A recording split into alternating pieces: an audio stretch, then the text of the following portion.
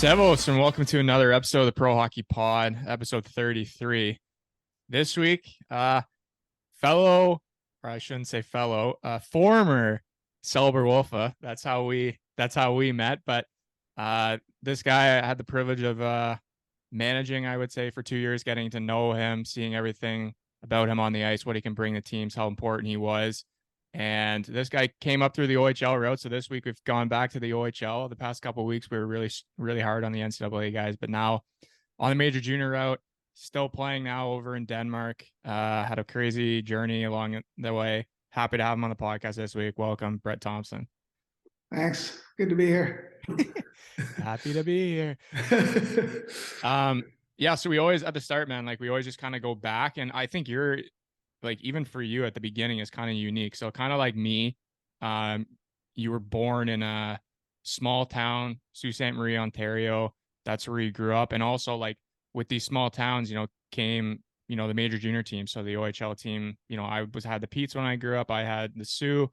So when you're first growing up in the Sioux there, is that like first where you learn to love the game of hockey and start playing? Yeah, for sure. I mean, my dad played for the team in 1972, the year they went into the OHL. So, I mean, both my parents, my mom had her brother that played, and a lot of her cousins played. So both my parents were kind of into hockey. I was kind of born into a hockey family, and even right when I was born, my parents billeted greyhounds. So I think it was just automatic. We had greyhounds living at our place since I was a kid up until maybe I was 4 or 5 years old. And so yeah, I was just always playing mini six in the basement with the greyhounds and going to every game. And I think it was just I didn't have a chance. I was gonna love the game one way or another.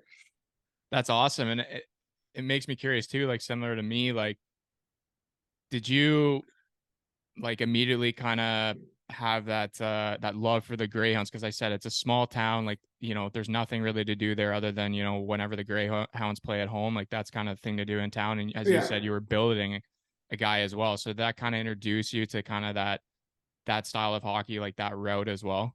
Yeah, for sure. I mean, ever since I was like I said, even before I remember, my parents said like all I was doing was playing hockey, but like I don't really remember those times. But I see pictures of me playing mini six when I was really young, always wearing a Greyhound jersey. I mean, a lot of people set their sights or their dream is to play in the NHL and stuff, but as a kid from the Sioux, that seems kind of far fetched. My dream was always to play for the Greyhounds.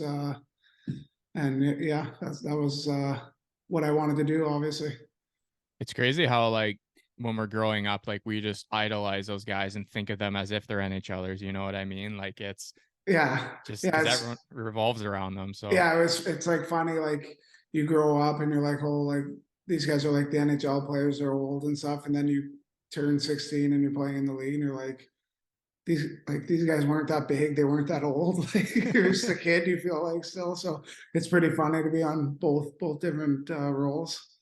I felt like though, like when we were watching, like the players in that league were more like men when we came up. Like it was kind of like you looked at them as teenagers, I guess. So Yeah, it's just you see, it seemed like they were more like men. I don't know, but like maybe they weren't. I don't know. But so growing up in the Sioux, as I said, what was your minor hockey path, right? Because like, small town like that, I noticed just from like looking at elite prospects and stuff, like a couple different teams like were out of the Sioux there. So how did it work? Like it said at one point you were Sioux Thunder, Sioux Greyhounds, Sioux Ste. Yeah. Marie North Stars. Like basically what was the difference in kind of the structure back then when you were growing up? So back then it was you played so like I played up a year, your first year Adam, the 91s played with the 90s, and there was three rep teams, they called it Sault Ste. Marie reps, everyone was called, and it was three traveling teams basically. So there was a lot of kids with three teams, and then the age change happened. So I don't know what it was like before then, but we jumped up to our own level in Pee Wee. We had two teams as 91s. We were just in the double A. And yeah, and then we did that for 1 year, and then Pee Wee Major Triple A we became, and that was one team. And then the way it worked was in Bantam, there was two different coaches. One had the Greyhounds and one had the Sioux Thunder. and they made an agreement that they wanted to stay with the same team for 2 years. So when it was my turn to go to Bantam, Sioux Thunder was the minor Bantam team, and the Greyhounds were the major Bantam team that went with the 90s from the year before, kind of thing. It's kind of confusing, hard to explain. But so I joined Sioux Thunder, and then I played with them for 2 years. I was AAA, Bantam, minor, and major. And then back then, again, we didn't have a minor midget in the Sioux. So we just had major midget. So there was just a AAA major midget team. And obviously, it kind of sucks for a lot of guys that I played with, because when there's a major midget team that you're all trying out for, there's only probably 4 or 5 15-year-olds they're going to take. So it kind of sucks. It was a kind of brutal path for a lot of guys, because then you don't make that team and you're back to playing house league, and maybe they give up the dream or whatnot. So, but now I think they've changed it. There's minor midget and that stuff now. But I was fortunate enough to make that team in my first year to, I guess, keep the dream alive or be excited with hockey still. Crazy that there's so many teams, like, different like branches, like in the Sioux, because it is a very Yeah. small town, but hey, hockey town, lots of kids want Yeah, to play. it's changed a lot now. Like I can't even follow it now, but I think like every team's called the Greyhounds now, or I don't know. It's too crazy for me to even pay attention to now. How was your, like, and this, I think this is good to kind of say, like, you would have been introduced early to travel because obviously you guys are way the F north. Oh yeah. What was your leagues like? Like, who were you guys playing? Yeah. So in minor Bantam, we played in Michigan League, like an Upper Peninsula Michigan League. So played against like Sault Ste. Marie, Michigan, Green Bay, Marquette, uh, yeah, I don't know, like a bunch of random towns up in northern Michigan. And then major Bantam, we would play like Sudbury obviously was our big rivalry. They were the closest team, 3.5 hours. And then I don't know, North Bay, 4.5 hours. And we had like Timmins, which is like, I don't even know, 6 to 8 hours. I think that was probably our farthest. Trying to think, there was like 2 or 3 Sudbury teams, and then yeah, North Bay, Timmins, and then when we got to like midget, there was like all those same teams, and then we also had Kapuskasing, which is like 10 hours, like right outside Hearst, Ontario, which is like I don't even know where it is on a map, way up north somewhere. Claude Drew's from there. That's all I know. That's all that matters. Yeah. Well, first of all, I'd say props to your parents for going through all that. I can't imagine, like, yeah, let's go on a Tuesday to so and so to play 6 hours away, and then you got to Yeah. be at school the next day. Like, oh, Yeah, like we didn't really play like weekday games. That was the thing. So like the games are always like a Friday, Saturday. So we'd skip school on the Friday and bus up there. We started doing buses in like really early, like Pee Wee or something. Um, and then yeah, it would always be Friday, Saturday. So if we went to Sudbury, maybe we'd play one of the Sudbury teams on the Friday, the next on the Saturday. But if we went to Timmins, it would be back to back Friday, Saturday in Timmins. And then during the weekdays, we'd play like the house league teams, maybe 2 or 3 years older than us for exhibition games, I guess. But those games are kind of a mess because those guys are older and like they want to prove it. Yeah, so those games got pretty physical, and we couldn't really hold up to the physicality, but taught you how to be tough pretty early.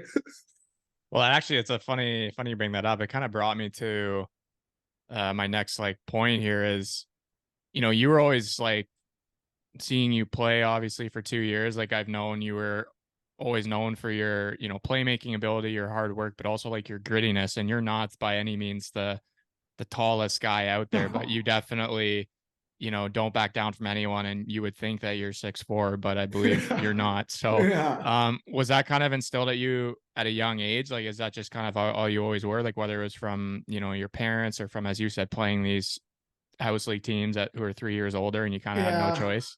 I probably have to give it to my brother. He's 4 years older than me and played a lot of mini sticks over the years, and he was crushing me. He played AAA growing up in the Sioux, like nothing higher than that, but he was more of a grinder. And he always says like, "Oh, if I played with you, I get you the pocket. That's the kind of player you need. You need to play with me growing up. I would have protected you and stuff." But just getting into fights with him during the mini six, I think taught me that. I mean, I got the shit beat out of me for the most part as a young kid, but then as I got older, I started giving it back and maybe sometimes got the better hand, and it taught me like if you just keep showing up to the battle, I guess eventually you'll get a win. Hey, And so like yeah, just like even playing with him and his friends, like you just learn to be tough over the years. brotherly love or brotherly abuse, Yeah, whatever you yeah, want to call it. yeah. More abuse turned into love over the years, but more abuse at the young age. Ah, good, but like as you said, your brother like 4 years older, so he probably was going through like a different type of hockey, growing up. Like Oh we yeah, we went through like the transition period. Like it was still kind of the old school, but they were trying to get away from it. So yeah, exactly. I guess he prepared you for that, um, which is good. Yeah, Um, you kind of already touched on this, and I think it's pretty self-explanatory. But I always like to ask people like why they chose a certain route. And you know, you grew up in the Sioux, you builded Greyhounds when you were young. Your dad played in the OHL, so it kind of seems set in stone that that would kind of be where your first priority was. But did you ever thought about the other route, or was it just because you wanted to play for the Sioux? Kind of that was yeah, one of your goals. yeah. No, my dad actually like he didn't push me either way. My parents they said like make your own decision, but my dad talked to me a lot about going NCAA. But at the time, I wasn't really willing to wait if I didn't have to. So I mean, he said like think about it, think about it. You go to school, you play the same years, and you get done. You're done school. Um, and my parents were really strict on school. They wanted me to, even when I went to the OHL, they said like, remember like school when you're done, like you have to go to school. So he kind of said like, let's go to NCAA game, check it out. So we went to a couple games, checked it out in Sioux, Michigan, Lake State there. But it was just for me. If I went to Sudbury when I was 16 and I got the chance to make it that first year, it was just a no doubter for me. Maybe if I had to sit at home another couple of years and not play in the OHL right away, maybe I would have changed my mind. But once when I was 16 and they offered me a contract, I knew that that's what I was gonna take for sure.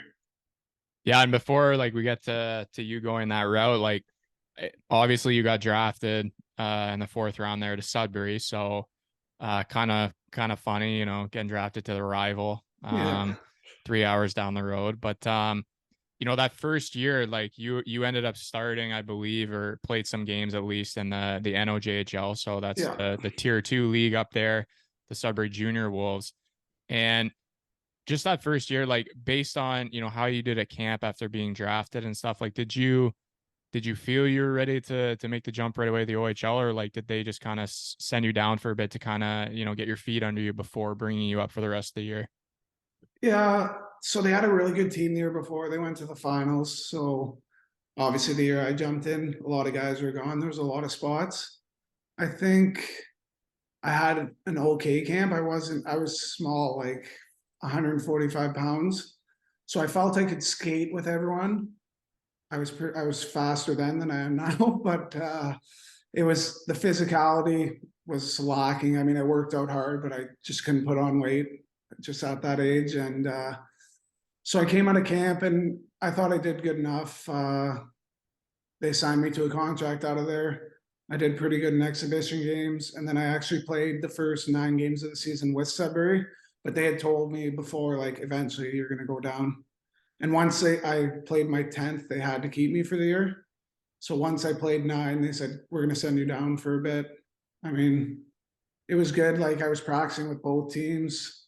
So I'd have like 2 practices a day, play with the junior wolves when they had games for 15 games. But I think it was good for me to see because when I went down there, I wanted to get back up so bad. So it was like a little extra drive.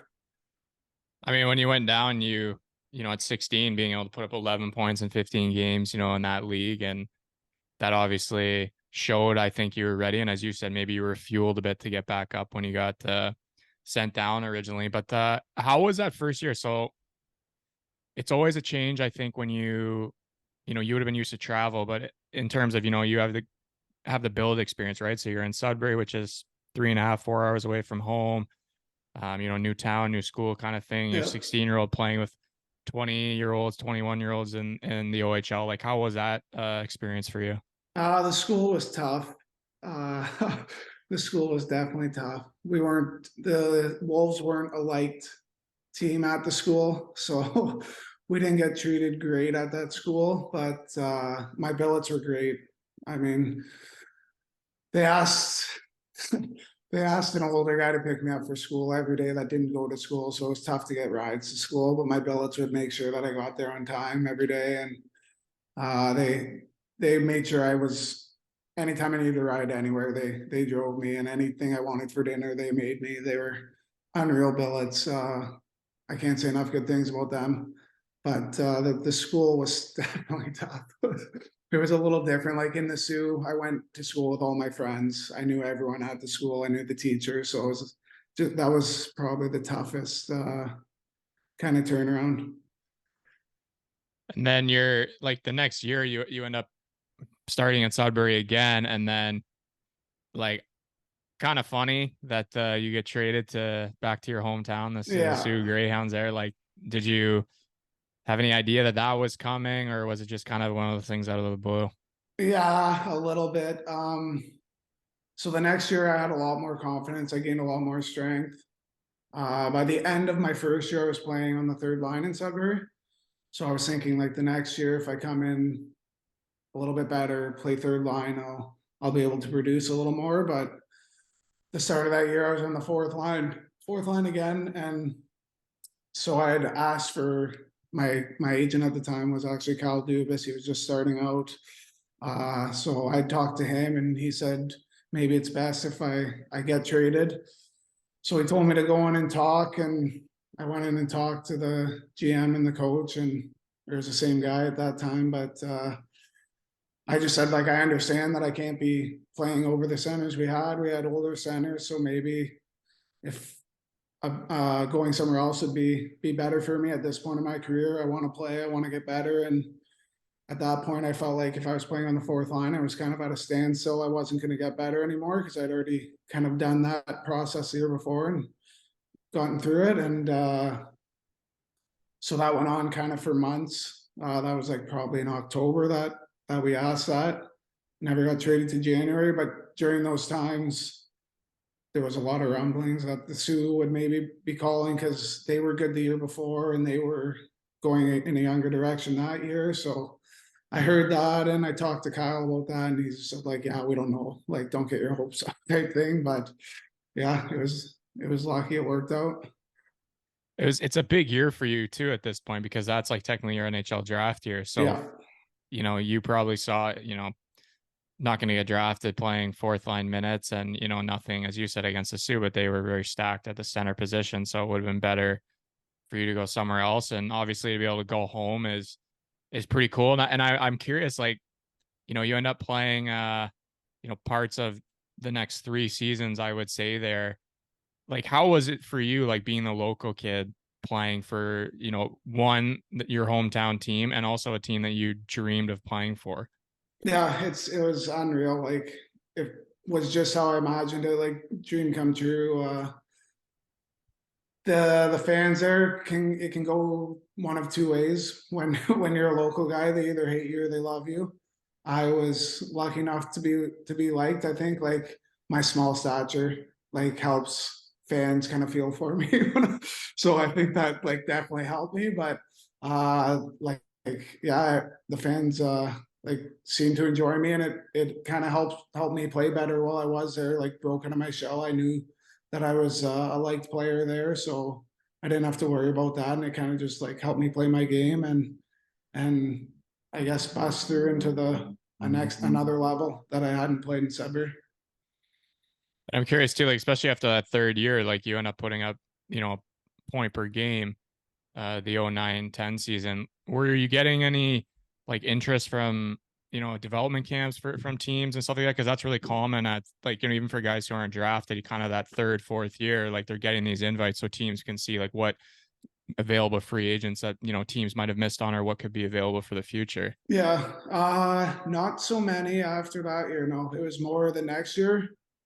But no, I didn't really talk too much about it that year. But honestly, like I wasn't even really thinking about it that much. But after that year, I was just excited that I established myself in the league that year. So before that year started, I had mono and or we had fitness testing, and I went and I came for first or second place in all the fitness testing, and then I got diagnosed with mono the next day. So I missed all of training camp, and when I came back after training camp, the coach said like, "Oh, well, you haven't shown too much, so we might release you." So like after that year, I was just happy, honestly, that I had a good year and that I knew like I was established enough to stay in the league.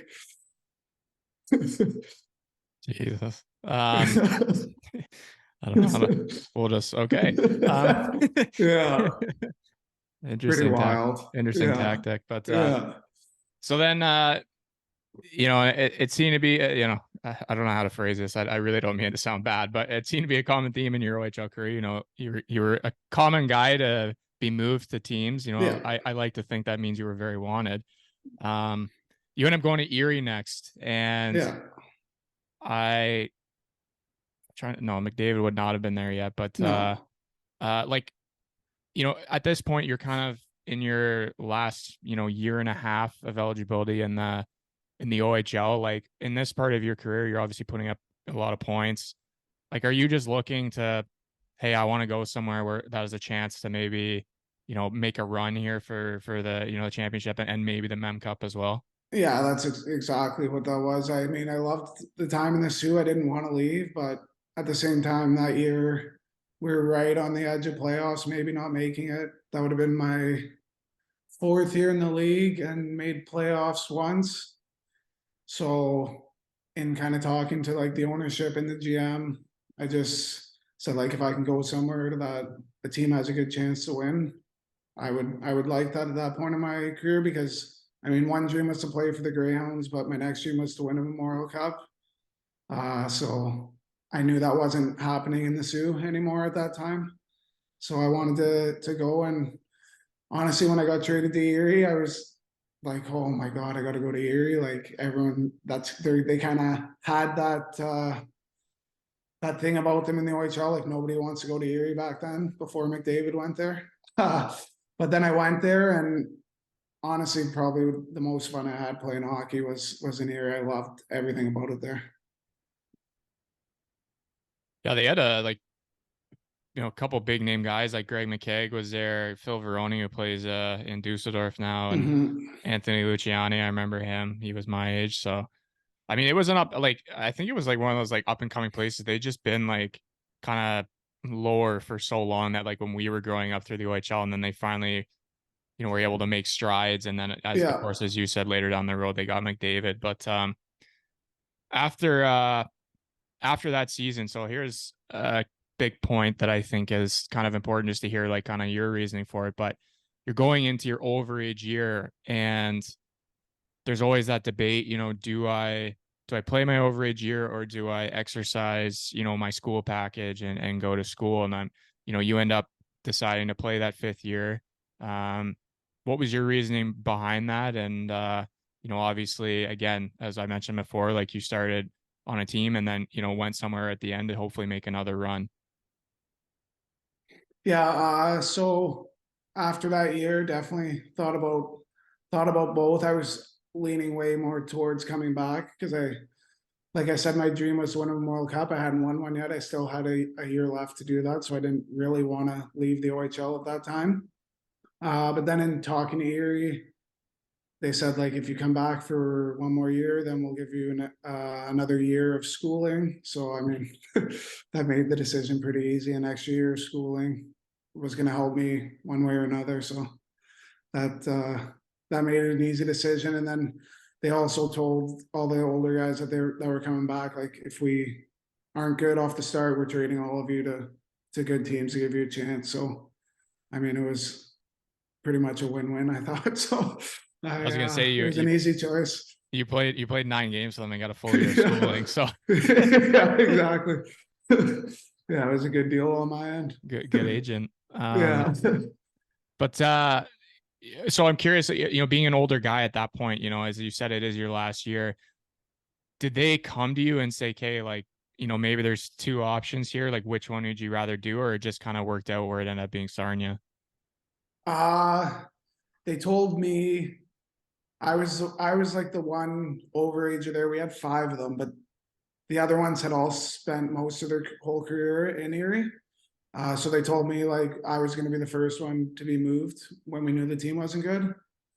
And then they didn't really discuss with me who it was going to be. There was, like I said, the OHL is funny about like I don't know if it's still the same way, but there was like fan pages. There's a lot of rumblings, like if you watch those. So I don't know. I knew from the rumors that it was going to be a good team. From the if the rumors were true, that it was going to be one of whatever four teams, and I thought all teams had a chance that year. So I should. Greg McKegg was actually my roommate. I lived with him when I was in the area. You mentioned him earlier. He just like he woke me up and he's like, GM's trying to get a hold of you. You got traded. You idiot, wake up or something like that. And I was like, what? What? He's like, yeah, you got traded to Sarnia. He actually broke the news to me before I even got on the phone. So, but Yep.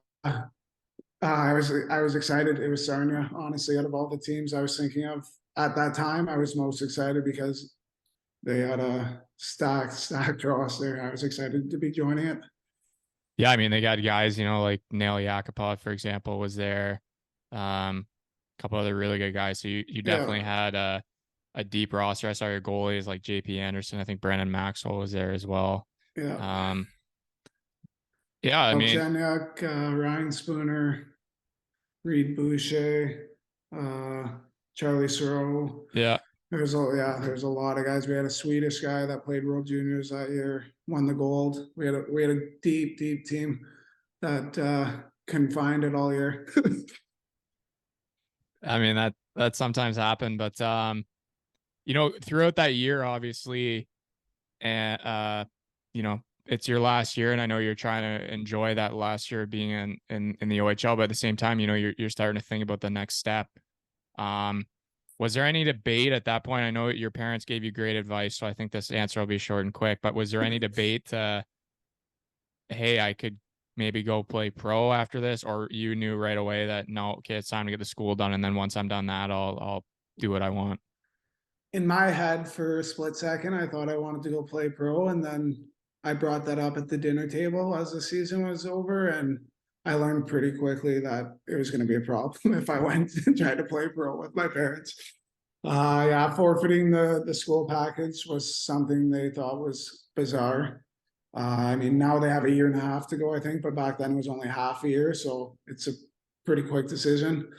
Um, it's one that like I'm thankful that I had them telling me what I should be doing, because if I made the decision, I would have went to the East Coast League. And looking back on it, I mean, the best decision I made was going to school. And did you like I don't know how it works for guys in major junior. Like at the end, when you go in sub A, you're talking to multiple teams. You're getting invited down to go on like visits and stuff like that. Was it similar for you? And like how many schools were you in contact with? Yeah, it was very similar. I mean, I listened. I didn't turn a team down right away. I took it they would like send you like pamphlets in the mail and then send text messages during the year. And then I would just kind of say like, we'll see you after the year, what it's going to be. And then after the year, I had narrowed it down. I really wanted to go out east because they had different rules on scholarships, on how much money they could give you for scholarships, as compared to Ontario. But I did also think about going to Lakehead in Ontario. I had a lot of ex teammates and friends that went there, especially during my time in the Sioux. A lot of Sioux boys playing there. So I was kind of talking to them mostly, and I was leaning towards them. But then I don't know. I think me getting traded 3 times in the OHL scared them, from what I heard. So I mean, they made the decision for me, and then I narrowed it down to Acadia University, St. Mary's University, and UPI. My dad's brother went through the OHL, and then he went to UPI and played. And I think he won a national championship out there. So, and he still lives out there. So I was leaning towards actually going out there because I knew it'd be more comfortable. I had family out there and whatnot, but I said, I'm going to take these are the three teams. I'm going to take a trip out to each one and see. And actually, Acadia was the lowest on my list. I knew St. Mary's was a great hockey program. They had made it to the finals the year before or something. So that's what I was kind of leaning towards. And actually, Acadia's coach called my dad and talked to my dad instead of me. My dad's like, "Oh, I think you should go out there for a visit. The coach sounds like a good guy. You should go out there for a visit." And I was like, "Yeah, okay, whatever. Like, I'll go out there for a visit to keep you happy." And then actually, so I went to St. Mary's, and then I told UPI I don't need a recruiting trip out there because I'm probably coming. And they wanted me to come and introduce me instead of come for a recruiting trip. But then, so I went to St. Mary's in Halifax and then partnered that with Acadia, the same trip. So after I left St. Mary's, I had a fun time. And then I went to Acadia. I drove into Wolfville, and pretty much right when I got there, I was like, okay, I think I want to come here. I could just tell by the city, it's small. It's a small town, small class sizes, and it just seemed more fitted for me. And during this whole time, I've been trying to recruit every overage I played with that year to come out east with me. They all didn't want to come. Everyone wanted to stay in Ontario. And so when I got to Wolfville, I actually got a call from now one of my best friends, but I played with him in Erie, Mike Zola.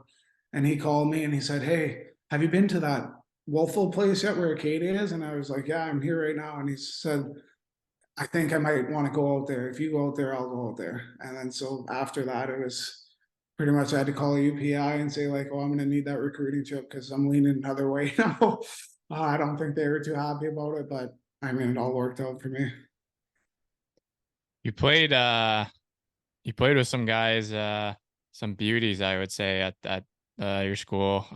One guy, I don't even know him personally. I just know him because he shot at John Elkins every year for years, and he was just hilarious. Was Liam Healis. Um, this guy, like, he was so good at the goalie schools at just like torching you, and then like he'd give you some confidence, and then you'd throw a chirp to this guy, and he'd throw some stupid remark at you, come in, dangle you, put it up shelf, and then just like be smiling with his like glasses on. Yeah. Yeah. I was gonna say with his cross-eyed eyes or what? Like, Oh, dude, Heels is hilarious. Actually, my line mate or my line out there for the 3 years was me, Kazola, and Heelis. We had a blast together, the three of us. He lived right underneath us. It was hilarious times. no offense to him, but I could not believe, like, just because of how he was as a person, that he played in the OHL. Like, I could not believe it. Like, I was like, there's no way this guy's a regular. And He's funny. He won't mind the chirps. He likes to chirp himself too. He'd be like saying something like, "Wow, your eyes," like he put his glass on, and be like, "Your eyes are so bad. How do you see the puck out there?" He'd be like, I don't see the puck." all shadows. Yeah. Yeah, and then obviously Chris Owens, I ended up coaching him in Biedekheim the one year, so I know him a little bit. And I remember Andrew Clark played in the Del too as well. Oh But yeah. one thing you brought up a good comment before, and I thought it'd be cool to talk about it. It might have changed a little since you were there, but you said the rules, the difference between like out east with like how much they could give you in terms of scholarships and maybe in Ontario, like it might be different now, but like when you were going through this, like what exactly were those rules and differences? Yeah, they changed them while I was there, and I think they were grandfathered in. But I think while I was there, I'm pretty sure there was no cap on how much. So a lot of teams run hockey schools, and the players come in August and they work the hockey schools, and I don't think there was a limit on how much you could pay the players for the hockey schools. So I mean, Acadia wasn't the only place doing it. There's like, I mean, UMB's pretty famous for it. But they changed the rules, I think, so now a school can only, on top of a full ride scholarship, you can only make 5,000, I want to say it is, from this from the school. So like it's not from the school, but Acadia University and Acadia Minor Hockey is associated through the school. So they made, I think they capped it somewhere around 5,000, I think. But before, like, you'd hear some guys on some teams making a lot more than that. And I think in Ontario, maybe it always was 3,500. So 3,500 compared to no cap is quite a big difference. For sure. And another thing, I guess, like as I said, I didn't go this route, so it's curious to kind of talk about it is so when you're doing these school packages through the OHL or major junior, I'll say for the other two leagues as well, and then you're deciding on school. So let's just say, for example, Brock University is 7 grand a semester or whatever, and then Acadia is 10 grand a semester. Like, no matter what you end up deciding, like, do these schools like have to just kind of like eat it? Like, it doesn't matter. Like, it's your choice where you want to go, and they have to pay for it no matter what because of you playing in the league for the 4 or 5 years. Yeah, no. When I signed in the OHL, I signed for a certain amount of school package. So I think I was a fourth round pick, and at that time, we knew a fourth round pick from 4 years earlier to Sudbury, and he got 6,500 a year. And now I was 4 years later, and so we asked for 7,500. So that's what I got a year. So that kind of did matter. I mean, whatever school I went to, that's the money I was going to be getting from the OHL. I Okay. think now it's not a negotiation anymore. Now it's based off your hometown university. Okay. And that money, because like, for someone like you played on 4 teams, I think, or 4 or 5 teams, like, is that shared by those teams or is it the league who pays it for in the end? Uh it was, I think, before my time, the teams, but there was too many issues with that. So now the league pays it, and then I think they go fight for the money instead of the players trying to fight the teams for the money. Hmm. No, it's very interesting. And the other thing, when we were growing up, I don't know the exact number, but I believe like in the OHL or major junior, they consider you like semi-pro athletes because you guys get like, don't you get like a weekly Yeah, $50 a week. yeah, what's it called again? A weekly what's I the don't know, term? weekly allowance or what? Per diem Per or diem, allowance? yeah, Yeah, yeah. yeah. So you were making a whopping 200 a month. Yeah. Oh yeah.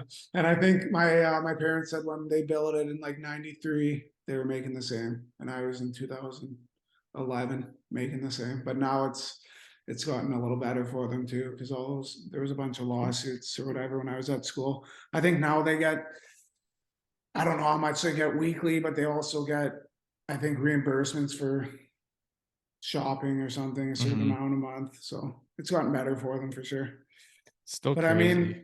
mean, I wasn't growing up in the Sioux. Maybe for me it was different. I didn't care about the $50 a week, so that's what I knew what I signed up for. It was a school package that I thought I signed up for. So No, no, exactly. It's just as I said, it's cool to hear like the justification of like because I was having this conversation with somebody the other day where it's like you play in the OHL that burns your eligibility for NCAA, but if you play NCAA first, you can still come back to the OHL. Like it's yeah, just like one of those weird things. But no, hey, I learned something new today about the school packages, and yeah, probably some listeners did too because it's yeah, not always available that information. But so you end up choosing Acadia as you said. Um, and you ended up playing 5 years there. yeah. Um, First of all, I'm going to ask you, like, how was your experience there over the years? What did you end up majoring in? You're asking me that right now. Yeah, Yeah, I like, majored what are you in. majoring in? So Yes. after my 4 years, I majored in recreation management. It was called. It's now called community development. Um, it was something I kind of got into, and after 2 years, wasn't so interested in it, but figured I'd gone too far to switch. So I kind of just battled through it. And by the end of my fourth, that's if you want to lead into it, by the end of my fourth year, that's how I knew I was coming back for a fifth year because I knew I wanted to do something else. That was going to be my next question. Like, because a lot of guys, they play four and then they're moving on or they're done, and you end up coming back for a fifth. So that was the reason because you kind of figured, I don't really want to do what I've been taking in school, so it's time to Mhm. change, and I have an extra year to do it. Yeah, so I went 4 years, graduated from recreation management, and near the end of my 4th year, I was like, okay, if I go play pro hockey now, the whole point of coming to school was that if I go pro hockey, once I'm done pro hockey, I can get a job in whatever I graduate with. But I wasn't too interested in any of the jobs that I would be doing after pro hockey. So I thought about what I wanted to do, and Acadia had an accelerated teachers program that started a week after I graduated and ended the next August, the start of August. So so that's only 1 year of hockey eligibility for me, and then August I could decide where I was going to play pro type thing. So I decided to do that, and for sure the best decision I made, because I mean I've already started that kind of next chapter and I'm enjoying it. So it was worth the extra year for sure. Yeah, and I think too, like, and we're gonna talk about the already starting part later Yeah, because I remembered us talking about this, but I think it's like I think so many people, whether you go the major junior route or you go the NCAA route, like, for you the 4 years of CIS, U Sports, me the 4 years of NCAA, like it's fake life. Like you're living in a bubble, oh worrying yeah, about, sports, school, partying, like just making memories. And I think, for you, someone who got lucky to have a 5th year of doing it, like to stay one more year, is probably something that you'll remember being like, I'm happy I got 5 years instead of four. You know what I mean? yeah, for sure. I mean, those are for sure the best years in university. I had so much fun. Like I'll never forget the laughs and memories I made in university. Hilarious times. Easy with Liam Hillis. Yeah. Did you did Acadia, like, so how was the fan support like in Acadia? Pretty good. The hockey team draws really good. The football team draws more students, probably similar crowds, but a lot more students. The hockey team, I mean, the next closest hockey team to us at that level was, or a similar level, was the Mooseheads, but they're an hour and 15 drive for people. So we got a lot of that local support from season ticket holders and stuff. I think the buildings holds 2,500 people and we get around 2,000 a night. I mean, there's only population there when school's in is 6,000, when school's out it's 2,000. So I think we drew pretty well for the population.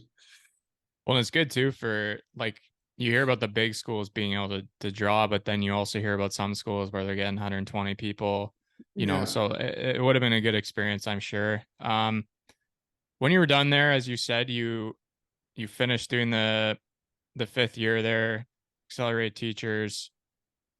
And I'm very curious, the next decision you made was to go play pro in Europe. You end up going to Denmark there, which is a very good league. And I'm curious, like, what was the reasoning behind, going right to Europe right away instead of, maybe trying the coast, or North American pro? Yeah. I wasn't interested in the 24-hour bus trips, honestly. That's like, and I was 3, 4 years into my relationship with my now wife at the time, and it would have just been a lot of time apart. Obviously, in the East Coast League, there's a lot of travel for those guys. She really wanted to come to Europe and kind of experience it, and so I said, like, if I can get into a league that I'm happy about coming over here for, then I'll do that. If I have to go to the East Coast League for 1 year and then come over here, I would do it. But I would prefer to just come over here right away. I did the same thing, man. So I'm with you there. But so you end up going to the Herlev Eagles in Denmark. Playing 3 years there. Um, gonna ask you about how your experience was those 3 years. Obviously, you liked it to stay 3 years, and how the league was as itself. But first, I have to notice something when looking at your stats. Your first year, 109 penalty minutes. Um, 3rd year, 83. So, but especially that first year, was it an adjustment coming over and playing the way you did, and then a couple more calls, the arm was getting raised a little more Yeah, often? yeah, for sure. I mean, I didn't know that they were going to call everything on me, so I still tried to play the same way, and I had to learn pretty quickly that that wasn't going to fly over here. Uh, but it was pretty funny. My coach, my first year over here, JP McCollum, he's from Halifax, and he actually trains Brad Marchand in the summer. He's his personal trainer. So I mean, as bad as a penalty minute seemed, he liked the feistiness out of the little guy, so it was okay with him. He was used to it. Yeah, Um, exactly. yeah, but as I said, you end up staying 3 years there. Just for people who obviously aren't familiar with Denmark, like myself, like how was the city? How was the experience of the league? Like, how does it compare to maybe some other leagues you've played? And like one comparison I guess you could maybe talk about a bit is because you end up going to Norway after, and we both have played in that league. And so Yeah. how do you think they compare to each other? Yeah, they're very similar. Norway's, I don't know, when you played in Norway, did they have a lot of NHL size arenas? I think Or it were was they? like Stavanger and Yeah. were you guys NHL or were you Olympic? No, I think we were a little bigger, but Mangarud some, was like a hybrid. Like it yeah, they had was a lot of hybrids. Valorango, when I went there, they built a new arena. They were yeah. NHL size. I found Norway a lot more physical, same in kind of skill level, but definitely a lot more physical. Denmark's not overly physical. There's not a lot of big hits, as you can see from my 103 penalty minutes. um, but my time in Herlev, I loved it there. It's the town is, I mean, it's not much of a town. It's a suburb of Copenhagen, so it's 30-minute, 20-minute drive to Copenhagen. So that's the exciting part. I spent a lot of time in Copenhagen touring, going down with the guys after games. There's definitely a lot to do. I mean, I forget how many it is. Me and my wife have counted like around 20 countries we visited now, and Copenhagen's probably our favorite city out of all of them. We both say so. A lot of fun there, and then the team as a whole, we struggled my first year, and then we made a lot of changes after that year, and it was exciting. I saw the team moving in the right direction. The second year and third year, we were a lot more successful than we were my first year. And then on top of that, just the board, the group, the GM, and the owners and the coaches, like they treat you like really well there, and that's kind of been their draw. They're not a high budget team, but every player that plays there talks about how well they're treated and how much they've enjoyed their time there. So that's I mean, it's kudos to them. It looks good on them. I love organizations like that because it is really hard to the Europe game. It's a lot of sponsor money that pays for these big salaries because Yeah, you're not getting the 10, 12,000, especially in these leagues fans a game. So um it's good that organizations like that can understand like, hey, not gonna pay you the high salary in the league, but we're gonna treat you great and make you feel welcome here. And anything you need, like just let us know. Cause it makes, especially for like imports coming over, right? Like they're yeah, moving to a new country, new experience and somewhere they're not familiar with. yeah. It goes a long way. I mean, I remember my first week there, the GM took all the imports on a bike ride through Copenhagen. I think it was like an hour bike ride. But he's a funny guy. He was all jacked up for it, dressed up in his biker I don't know, spandex and stuff like that, and took us for lunch and showed us around Copenhagen. Just the little things like that, and it's hard to put a price on that, right? A lot of people want to go somewhere where they're getting paid more money, and but it's not always it's not always better. It's what I've learned from going to different places and being there, obviously. Maybe because we kind of went through the same experiences. Like, of course, if there was a chance to make millions of euros a year, Yeah, who wouldn't take it? But at the same yeah, time, I think when you look back on your experiences in Europe, like whenever the career is done, you don't think of a place and go, oh yeah, I made good money there. It's the guys, how you were yeah, treated, the city, exactly. Yeah, experiences with the family. So and as I touched on, like the next year you end up going to Sharon in there. So a team that obviously I know a bit about. Um, I was just looking at your roster. So obviously Tim McGauley was there, Daniel Evans, who, uh, from the area I'm from in Canada, and I shot on me as yeah. well at goalie school. Is a great dude. But one guy that was there, and it's just so funny to see a complete 180 was Andrew O'Brien. So I know from the year before because I met him through a buddy of mine who played with Monahan and stuff. So they're buddies. Yeah. And I think the year before he set the league record with like 300 and something Oh penalty yeah. minutes. Yeah, And he did. then And then he came back the next year for a little bit and, only racked up 50 in about 12 games. But that guy is, when you see him on the ice, you're terrified of him because he is just a unit. Like, can Yeah, move, has a can freaking fly too. can fly, has a cannon Yeah. shot, not afraid to be physical, clearly not afraid to tell the refs to F off. But when you get him off the ice, he's just like the funniest guy ever, and Yeah. just, complete moron at times, but you love this. Yeah. Yeah, I got along with him right away. Obi, I heard a lot of stories about him, didn't know him. I heard a lot of stories from the guys from the year before. And we picked him up, and I came into the rink that day and I saw his stall was right next to mine. I was like, holy shit. What am I going to say to this guy? Like, heard he's an animal or whatever.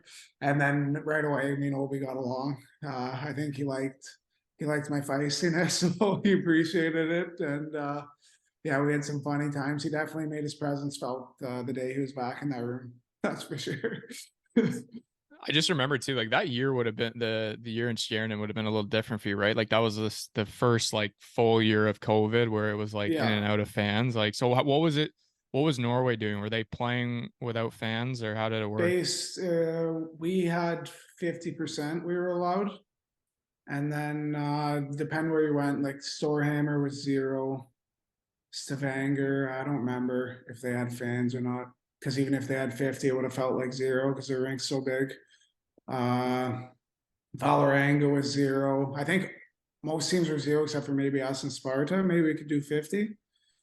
Um yeah, and then this we got COVID. Our team got COVID. We were the super spreaders, I guess. We got COVID January 3rd, I want to say, against a game against Sparta. And then right after that, it trickled down to Sparta got COVID. And then the team they played after us got COVID, Storehammer, I think. And then they shut the league down. And we stayed there for 2.5 months practicing. And they said the season was going to start up again. And it never did. Were you at least still getting paid? Yeah, we were getting paid, so that's good. Oh, jeez. But I mean, by that point, by the end of the 2.5 months, I think everyone was ready to go home and cancel the contract at that point. It was a long 2.5 months of practice.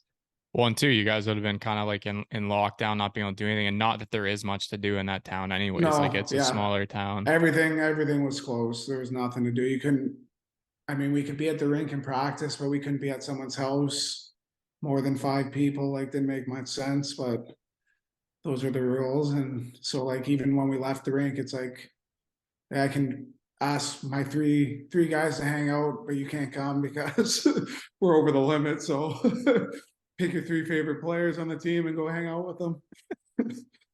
Your Call of Duty game must have taken an absolute spike in Oh skill. yeah. Yeah. Me and Leaves we were on fire that year. We were getting like 2, 3 wins a day. We were logging a lot of hours. I don't think both the wives were too happy with us.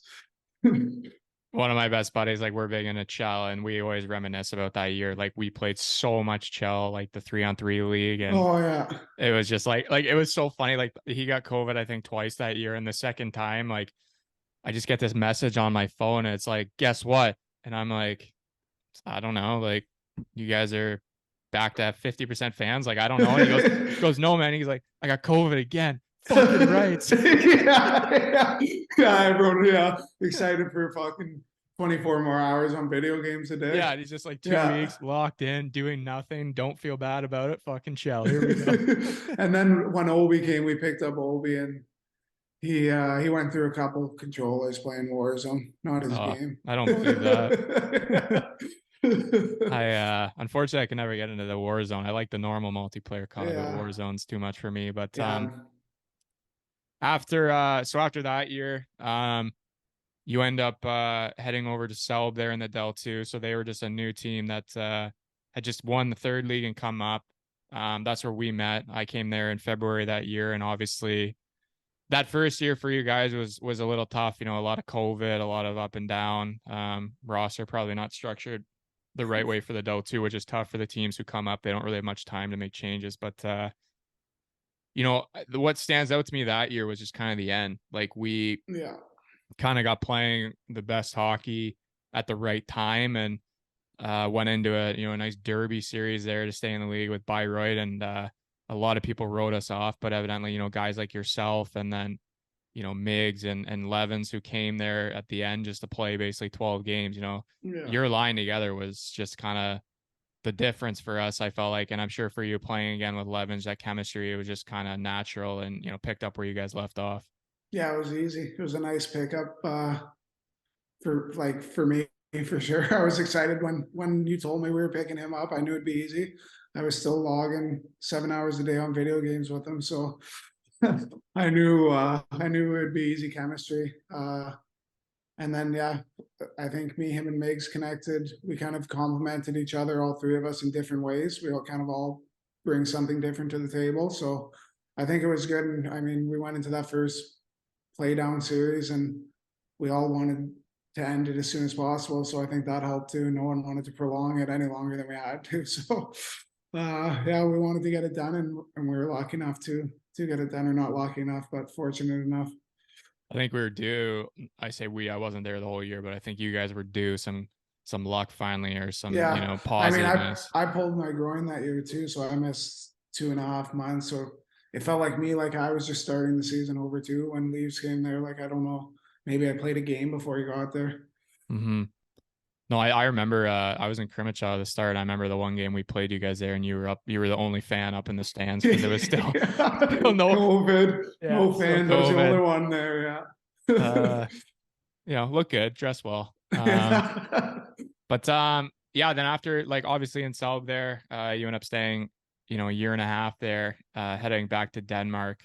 Um, Denmark's a league that I think you've obviously, as we talked about before, you played 3 years there in Herlev. You went to Rungsted last season. This year you've gone to Herning. So um, again, like for someone like myself, like I never got to play in that league. I don't know these cities. Like, how was the Rungstad experience, and how is it currently, in Herning, in terms of, teams, and also like the city and what there is to do for, imports like yourself?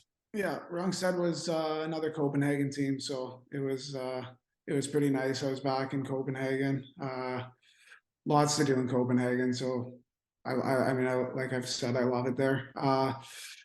It was obviously a different team, kind of a rivalry team of Herlev, so that was a little weird for me at first. But Rungstad, especially in the last 5 years in this league, they have or a winning record. They've won two finals. They've been to the finals 3 or 4 times. So it was an exciting move for me. A team I thought had a good chance. They had a lot of injuries when I went there. I think they were playing with like 13 skaters, I think, by the time I got there. So they had a lot of injuries, but I could tell by the roster that they had a really good team. But unfortunately, we didn't get healthy all year. So we played short all year. We finished eighth, played the first seed in the playoffs, and I mean, we took them to seven, short two high quality imports. Maybe the best two imports on our team didn't play from the time I got there till the playoffs. So I mean, they could have been a big difference maker for us, but I mean, health, concussions, you got to take care of the head. So I mean, both of them are back playing now, so that's good. I'm happy they're both back playing now. And it sucked last year that they couldn't play, but I mean, I think every player was on their side. Like, obviously, don't push through a head problem. No one wants to see. I don't want to win a championship with so someone can be in a wheelchair the rest of their life. So it's good to see them both back healthy now. They're both doing good in their respective leagues. And then now this year in Herning, they did a lot. We have a lot of new guys from last year. I think nine guys, and last year they came second place. They made it to the finals and lost.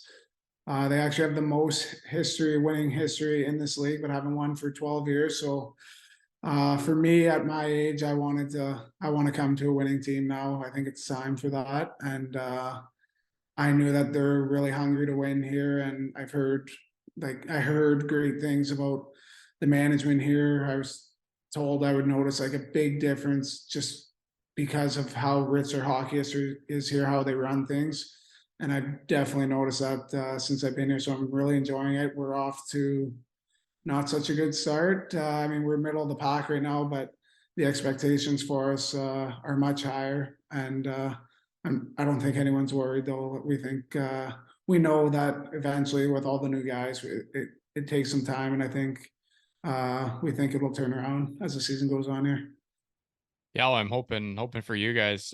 Just looking at your roster, it brought a cool question to me, just based on remembering it too. Like in these leagues, like Denmark, Norway, I feel like there's some teams where you have a lot of imports in terms of North American guys, and then there's teams where you don't have many. And like yourself right now, I believe it's you, one other guy, and then Caruth, the goalie. So there's only, I No, think, well, we got the Swedes too. but That's because we have. The North Americans, I mean. Oh, okay. So here imports are, yeah, there's not as many. So when I left Denmark, you were only allowed 6 imports on a team, and now I think it's 8. Hmm. And so there used to be a lot of Canadian, North American imports, but now there's not very many. You're right. Like we only have the 3 of us on this team. And there's really just like there's like a couple on each team, North Americans. There's a lot of Swedes taking up import spots in this league now. Yeah, and I was curious to you, like how is that for you? Like, do you know, like obviously like Swedish people are great people. Like that's not what I'm Mhm. trying to say. I'm just saying like, from being in leagues like the Del 2 where it's a lot of North American and like your other Denmark teams, I'm sure there was a lot of North Americans to Yeah. now where there's only you and 2 other guys. Like, do you notice that at all, or is it just, kind of go to the rink as usual? Yeah. Not really. The Danes are I find them like out of all the European people that I played with, like they're the most similar to Canadians. So I find it like very easy going to the rink and talking to them. And then the Swedes are kind of right there with them. And then I mean some of one of the Swedes on our team I played with during my time in Herlev. Herlev was when I was in Herlev, we had a lot. We didn't have that many North Americans on our team. Maybe we'd had my first year we had all North American imports. My second year there's only 3 of us, and my last year I was the only one. So it's kind of normal to me again. I know sometimes, like at least when I was in like Manglerud, like there was me, one other North American, and then we had 2 Swedes because the Swedes could like work or they were going to school, so it was like it would save the team money, and they really wanted Yeah, to pay like 2 imports. So which sometimes happen with those lower teams, but obviously, Herning has got money and there's no yeah. problem There's no there. work. No, I think maybe part of the reason is you the flight travel and the visas and all that stuff they don't have to get for the player for a Hmm. Swede or a Finn or someone that already has a European citizen. Whereas they have to pay for our visas, pay for our flights, which are much more expensive than flying from Sweden and or wherever else in Europe, right? So I think all that kind of adds into it when maybe a guy's just as good as a European player, but then you have all these extra costs. Maybe they don't want to pay that. Oh, it makes sense. Like, dude, I Yeah, remember in Norway, I got there in August. I got my like playing visa like the day of the game, and like we had to drive to so many appointments, and yeah, exactly. just it took forever. Bigger Cost, hassle. yeah, Yeah. no, for sure. So you mentioned before, your wife, obviously, Jess comes. She's there right now with you in Denmark? She She's just went home. We're okay. building a house, so she went home to pick countertops and tables and whatnot, and she's coming back after So that. someone's got to do it. I mean, but Yeah. no, one thing I wanted to ask, like, it must have been cool for her over these, past whatever it is, 6, 7 years to, as you Yeah. said, like you guys have visited 20 countries. Um, you know, having a supportive partner like that is obviously makes traveling somewhere easier because you'll know at Yeah. least one person you're seeing every day when you come home. But has she enjoyed the ride, as well, like Oh for the yeah, most part? she loves it. I mean, she works from home, so it's easy for her to come over here and work. Her work's really good with her with that. And no, she keeps saying like, if you want to keep playing, you can keep playing. I like it over here. So I mean, that's good to have that support system too. If she told me to hang them up, I'd probably have to listen to her and do that. So, but she's been very supportive over the years, and every once in a while, I'm like, oh, maybe next year will be the end year. I always say that because I never really know. And she's like, no, but if you want to keep playing, you can keep playing. Like, don't do it because of me. So she's been great with that. I can't thank her enough for that. Listen to her because I've told you like you have the other thing as well, which you've been Yeah. doing every summer, and I'll bring that up in a sec. But play as long as you can, man, or as long as it makes sense, I would say, because, there's people like myself who can't anymore. And, you always miss kind of that feeling and, wish you could have got a couple more years. But it's good to have a supportive wife like that, as you say, because it could be the Yeah. opposite where you have someone being like, nope, like this year, last year, you're done. Yeah, I've heard lots of those stories. I think that's a tough way to go out, right? Like not on your terms. Yeah. Whereas if I was getting told that I would do it, but it's just I think it's tough. I feel for the for those guys. So we'll talk. We'll check it off to you're just going year by year, and who Yeah, knows. I've been year by year for 7 years now. It's never ending. Yeah. I'm curious too. So throughout your career, like, we've mentioned you're not the tallest guy. Like, did you feel that you had a lot of adversity or a lot of things to prove being an undersized guy throughout your career? Yeah, on certain teams, depending. Yeah, so I had some coaches mention to me like, "Oh, I can't put you on the ice because you were too small," and they had bigger centermen and stuff like that. Whereas I don't really notice that. I feel like I'm just as tall until I see the video camera after and see how short I am. um, but yeah, there's always stuff like that, or coaches like just a lot of coaches that why couldn't I do this? Oh, well, you're a little smaller, stuff like that. But I don't know. I like to think when you get traded so much, the team that you get traded to, they usually they usually treat you pretty well. And I was never in one place too long, other than university, and they recruited me there, so they knew how small I was before I got there. But yeah, there's definitely some times with like minor hockey and that stuff. No, it was more after that I would hear things. But I mean, tried to get stronger as I went, so to try to put those comments away.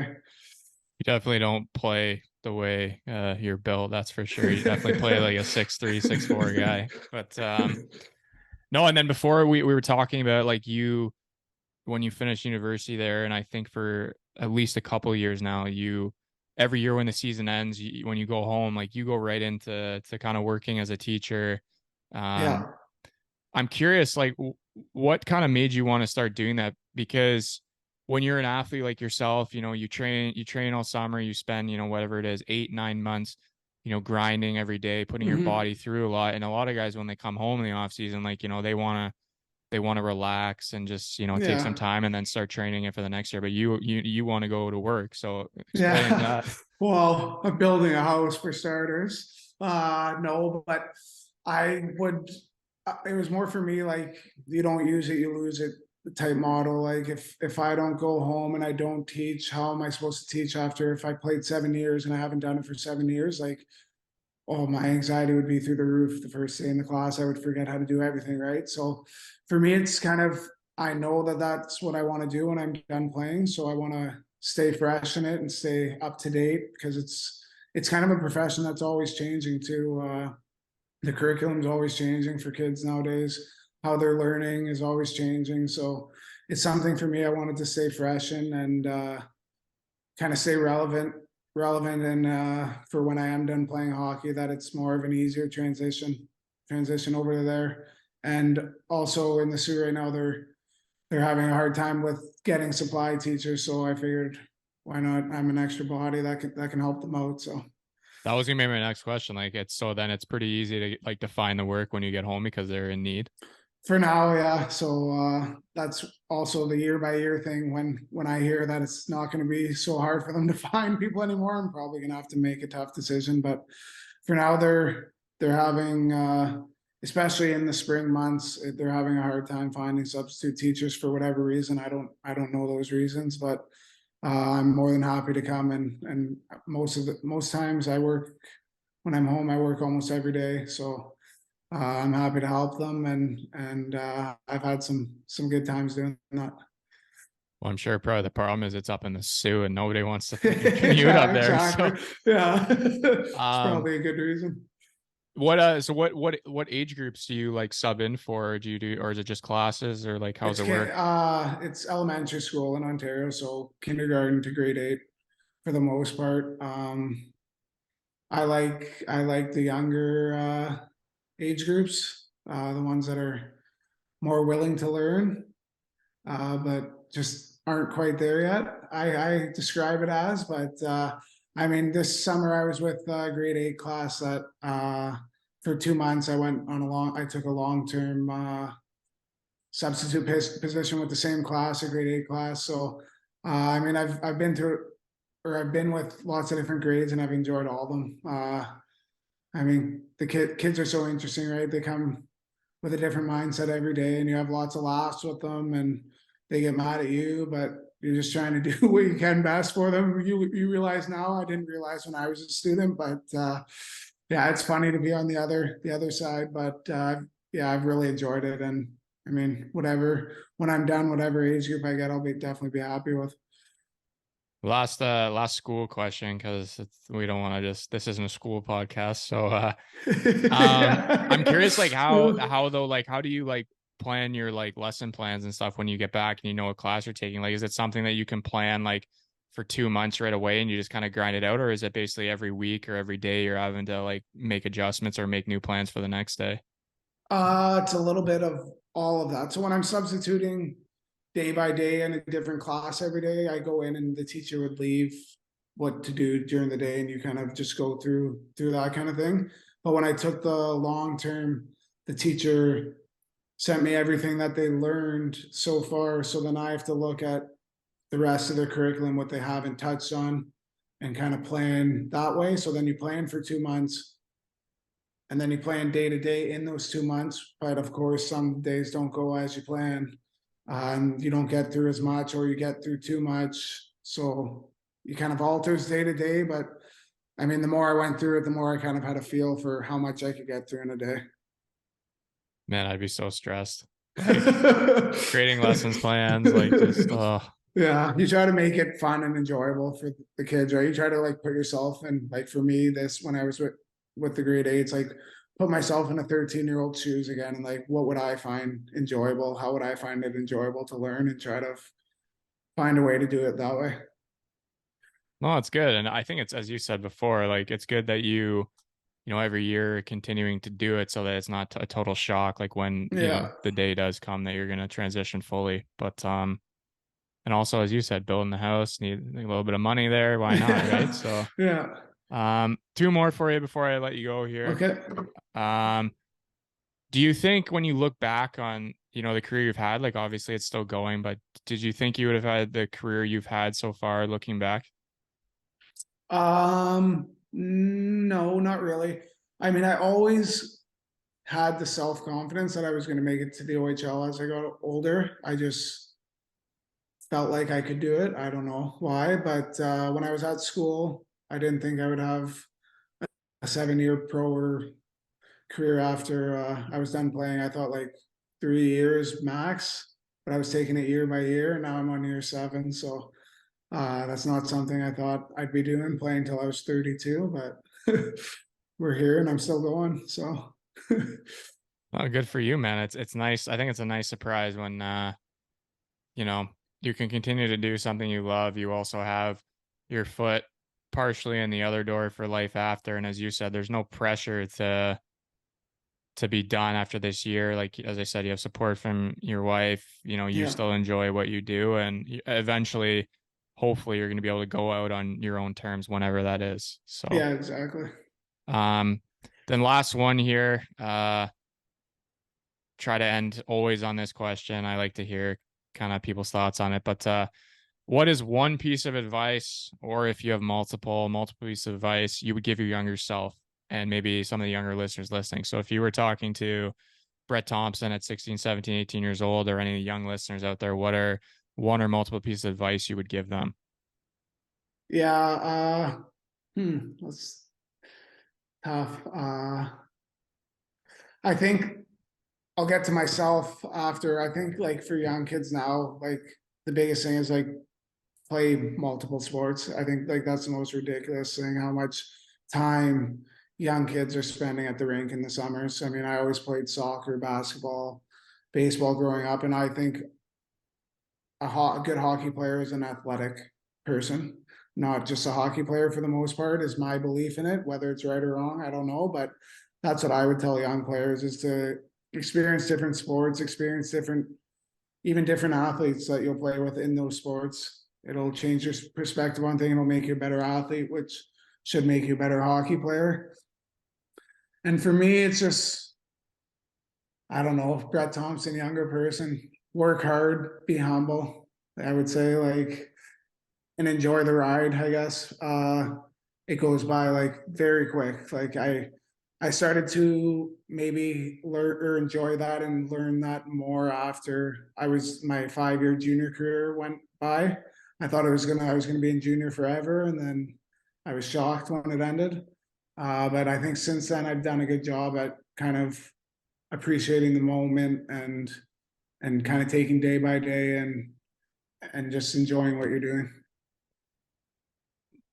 The first, like, so your first part there, I think the two sport thing, multiple people have said that, and I agree. Like, you want to give yourself a break from it and, go have fun. It makes you a better athlete too. You meet different people.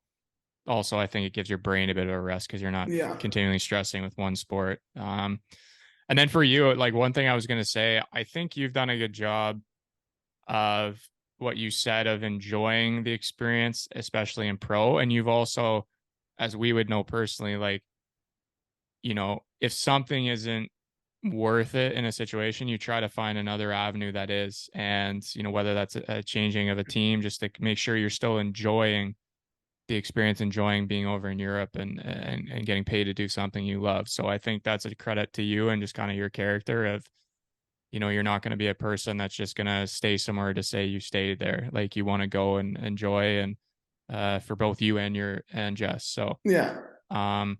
Testament to you, as I said. Appreciate you taking the time again today. No problem. Can't keep you too late. You got a big game tomorrow. So, yeah. yeah, I appreciate it, man. It was awesome to hear your story. Definitely learned some stuff, especially about the OHL, obviously never going that route, and hopefully the younger listeners did too. But thanks again, man. And we'll stay in touch, obviously, and Yeah. following you guys along this year for sure. Yeah. Thanks for having me here. It was a good trip down memory lane there for me. I don't really talk about that stuff too much. So it's good to think back and talk about it again. It's always It's good to funny. reminisce, man. Yeah, exactly. Thanks again. And, for those listening, if you haven't already, give us a follow on Instagram. Check out the live video on YouTube. We're available on all streaming platforms. And until next week, cheers and ciao.